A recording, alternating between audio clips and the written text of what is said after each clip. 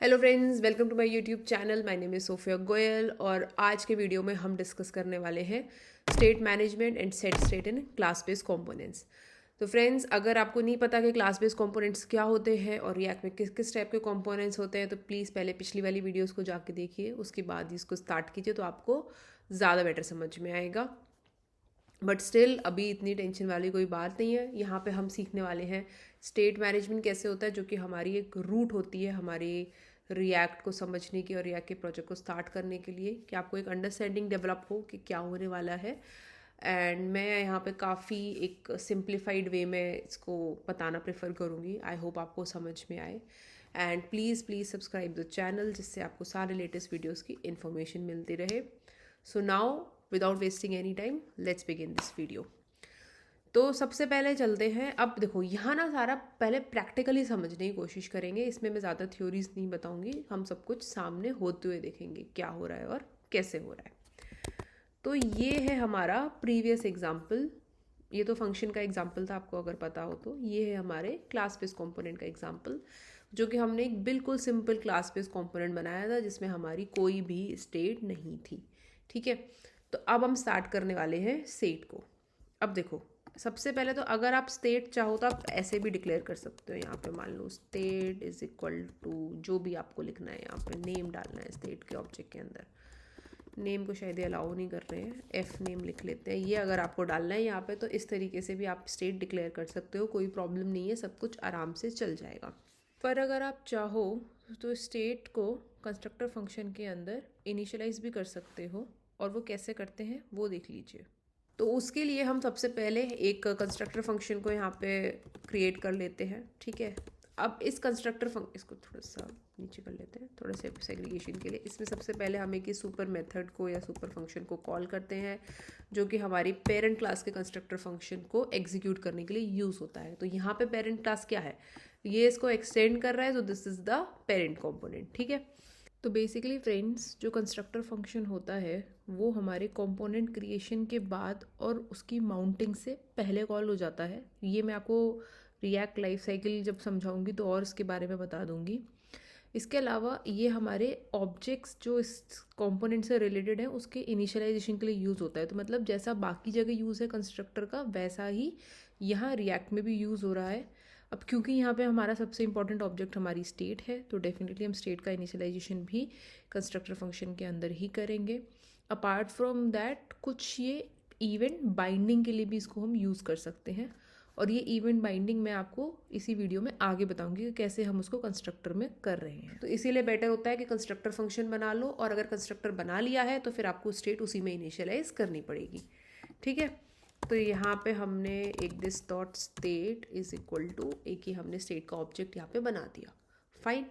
अब यहाँ पे हम इस स्टेट को यूज़ करने की कोशिश कर लेते हैं। मान लो कि हमारी जो स्टेट है that is related to colour. ठीक है, तो कलर बना दिया यहाँ पे रेड। ठीक है, तो यहाँ पे हम इसको कैसे यूज़ कर सकते हैं, मान लो हम लिख देंगे आई एम कलर, और यहाँ पे आपको जो मैंने आपको बताया था कि कॉन्स्टेंट्स को या फिर वेरिएबल्स को कॉल करने के लिए यहाँ पे हम पैरेंथेसिस का यूज़ करते हैं। तो यहाँ आ जाएगा this dot state dot colour. Okay, इसको हमने सेव कर दिया। ऐप जैसे हम हमारे फंक्शन कंपोनेंट को फिलहाल हटा देते हैं, बिकॉज उसकी हमें कोई नीड नहीं है, अभी हम क्लास बेस पे फोकस कर रहे हैं सिर्फ। तो अगर मैं यहाँ जाऊँगी तो ये आ गया आई एम कलर रेड। ठीक है, तो ये तो आप बोलोगे कोई ऐसे ही भी लिख देगा आई एम कलर और रेड लिख दो, स्टेट की ज़रूरत ही क्या है, जो कि सही बात भी है, उसमें गलत तो कुछ है नहीं। बट ये तो सिर्फ यूजेबिलिटी समझाने के लिए बताया गया था।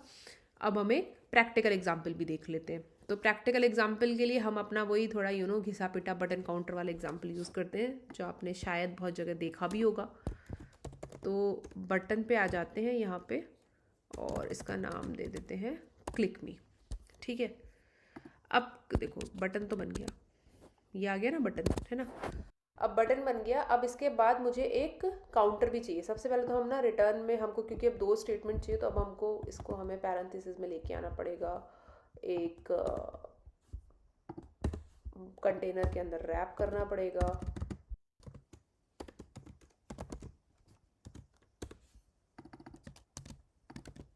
ठीक है, और एक पैराग्राफ में हमको काउंट भी चाहिए होगा। तो यहाँ पे स्टेट में कलर की जगह बना लेते हैं काउंट और इसको इनिशियलाइज कर देते हैं यहाँ पे 0 से। फाइन। तो यहाँ पे मैं एक काउंट भी देख ले रही, sorry not count, this dot state dot count. ठीक है, तो क्लिक मी भी आ गया और 0 भी आ गया। थोड़ी सी यहाँ पे स्टाइलिंग कर लेते हैं। स्टाइलिंग के बारे में मैं आपको बाद में बताऊंगी कैसे करते हैं, क्या होता है, बट फिलहाल मैं ये थोड़ा अच्छा दिखे उसके लिए कर दे रही हूँ, है ना। टेक्स्ट लाइन,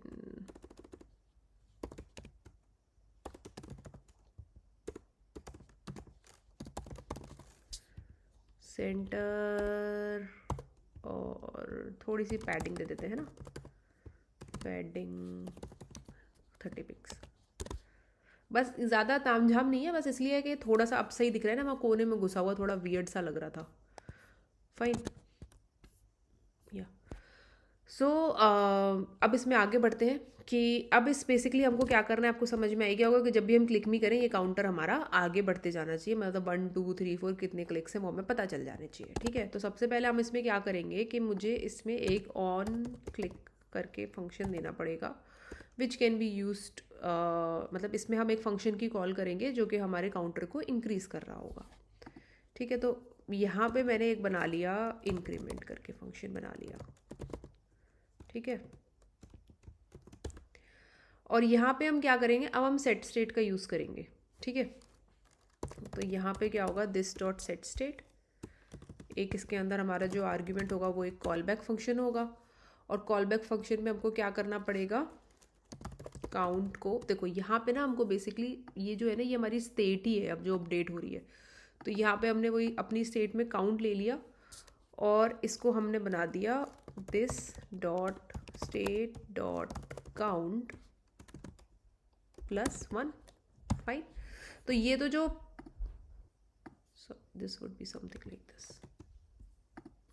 ओके, तो बेसिकली यहाँ पे क्या हुआ कि ये जो काउंट है ना ये स्टेट के अंदर अब अपडेट, मतलब ये जो सेट स्टेट है ना ये बेसिकली पूरी स्टेट को अपडेट कर रहा है, और ये this dot state dot count जो था ये जो हमारी स्टेट में अभी काउंट एग्जिस्ट कर रहा है उसको इंक्रीमेंट करने के लिए हम यूज़ कर रहे हैं। ठीक है, तो ये हमारा इंक्रीमेंट फंक्शन बन गया।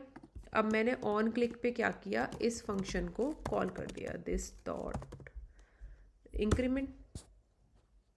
फाइन, सॉरी आई थिंक इसको ऐसे कॉल करना था क्योंकि हमने एरो फंक्शन के थ्रू कॉल करा है। ये देखो अब बढ़ रहा है ना 4 5 6, है ना, ये ऐसा हो गया। अब देखो ये आपको समझ में आ गया, नहीं आया फिर एक बार रिपीट कर लेते हैं। यहाँ पे क्या हुआ, ये देखो ये जो हमको फंक्शंस होते हैं ना ये हमें रिएक्ट की तरफ से इस तरीके के फंक्शन मिलते हैं, इसके बारे में भी मैं बाद में समझाऊंगी, लेकिन नॉर्मली जावास्क्रिप्ट में ऐसा ऑन क्लिक होता है लेकिन रिएक्ट में ऐसा होता है। ठीक है, अब इसमें आपने देखा हमने एक एरो फंक्शन के अंदर ये दिस डॉट इंक्रीमेंट फंक्शन को कॉल किया, और कॉल करने के बाद इस फंक्शन के अंदर हम सिंपली क्या कर रहे हैं, स्टेट को सेट कर रहे हैं। अब जो स्टेट सेट करनी है वो ये स्टेट है। ठीक है, तो इसमें और भी वेरिएबल्स होते हैं तो इसके नीचे आते हैं यहाँ पे, है ना। तो ये इसका एक आर्ग्यूमेंट था कि आपको एक कॉल बैक फंक्शन प्रोवाइड करना है, जिसमें अब हमने काउंट में क्या किया कि जो एग्जिस्टिंग काउंट था उसमें हमने 1 और ऐड कर दिया, और फिर उस काउंट को हम यहाँ पे डिस्प्ले कर दे रहे हैं। सिंपल। अब आपके दिमाग में क्वेश्चन आ रहा होगा कि why did we use this arrow function.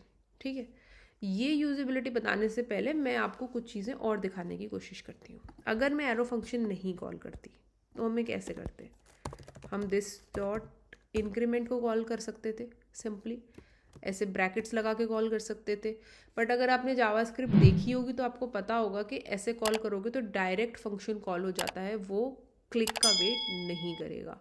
और आपको नहीं यकीन तो मैं आपको दिखा देती हूँ। देखो ये ना पूरा लूप में चला गया है इसलिए चल भी नहीं रहा अब। फाइन, मुझे ना ये स्टार्ट करने से पहले console log sorry developer tools open करके रखने चाहिए थे। आई थिंक हमें इसको अब दूसरे उसमें खोलना पड़ेगा, टैब में। ठीक है, मैं ना आपको यहाँ पे दिखा देती हूँ। अगर मैंने इसको कॉल किया तो क्या हो रहा है, देखो, देख रहे हो आप, इसीलिए ये इनफाइनाइट लूप में चला गया। इसको बंद कर देते हैं, इसको हटा देते हैं। अब ये लूप में क्यों गया वो समझते हैं। देखो जैसे ही आपने इसको कॉल किया तो कॉल करने से क्या हुआ, ये देखो यहाँ पे अभी क्लिक का वेट नहीं कर रहा है, ये ऑटोमेटिकली फंक्शन कॉल हो गया। अब ये कॉल हो गया तो ये क्या हो रहा है, ये इंक्रीमेंट पे जा रहा है। इंक्रीमेंट पे जा रहा है तो स्टेट अपडेट हो रही है। स्टेट अपडेट हो रही है तो फिर पूरा ये जो है री रेंडर हो रहा है। ये फिर से यहाँ पे इंक्रीमेंट कॉल कर दे रहा है, फिर स्टेट अपडेट हो रही है, फिर री रेंडर हो जा रहा है। तो आपको समझ में आया होगा कि ये एक इनफाइनाइट लूप बन गया, जिसकी वजह से वो लूप में चला गया। ठीक है, अब इसको हम हटा देते हैं, इसको बंद ही करना पड़ेगा वरना ये चलेगा ही नहीं इस तरीके से। फिर से जाते हैं यहाँ पे, ठीक है, ये आ गया। अब देखो, अब मैं क्लिक मी करूँगी। जब मैंने क्लिक मी कॉल किया तो ये क्या पूछ रहा है, can not read the property of undefined reading set state. ठीक है, तो इसको सेट स्टेट नहीं मिल रहा है। अब प्रॉब्लम क्या हो रही है, प्रॉब्लम ये हो रही है कि जब ये इस इंक्रीमेंट में गया तो ये जो दिस है ना, इसका स्कोप इस फंक्शन में ढूंढने की कोशिश कर रहा है, जो कि इस फंक्शन में है ही नहीं। स्कोप है हमारी क्लास में, और जब हमारे क्लास में मतलब ये हमारी लेक्सिकल स्कोपिंग हो गई। और लेक्सिकल स्कोपिंग के केस में हम क्या करते हैं, हम एरो फंक्शंस को कॉल करते हैं। अगर आपको ये चीज़ नहीं पता तो मैंने एक वीडियो बनाई हुई है arrow function versus regular function की, आप वो जाके देख सकते हो, लिंक मैं आपको डिस्क्रिप्शन में प्रोवाइड कर दूँगी। अब इसको एरो फंक्शन में कन्वर्ट करने के क्या क्या तरीके हैं, एक तो वही है जो हमने किया था कि हम ऐसे गए, हमने यहाँ पे एरो फंक्शन कॉल किया और इसको बना दिया। ठीक है, फाइन। दूसरा तरीका ये हो सकता है कि हम इसी को एक एरो फंक्शन की तरह डिक्लेयर करें, है ना। तो यहाँ पे मैं गई const increment is equal to, और ये हो गया। आई थिंक कॉन्स्ट शायद इसमें यूज़ नहीं होता, यस ओके। तो ये भी चल जाएगा, आप ऐसा भी कर सकते हो। मैं आपको चेक करके दिखा देती हूँ, रिफ़्रेश करके। ये देखो ये चल रहा है ना अभी भी। तो एक तरीका तो ये हो गया कि भाई किसी भी तरीके से इसको एरो फंक्शन में डालना है। लेकिन अगर एरो फंक्शन में भी नहीं डालना तो फिर हमारा कन्वेंशनल मेथड क्या होता था इसको यूज़ करने का, कुछ पता है, कुछ याद है कि नहीं याद? इसको क्या हो गया, सॉरी, ओके हाँ। तो कन्वेंशनल मेथड याद है क्या होता था?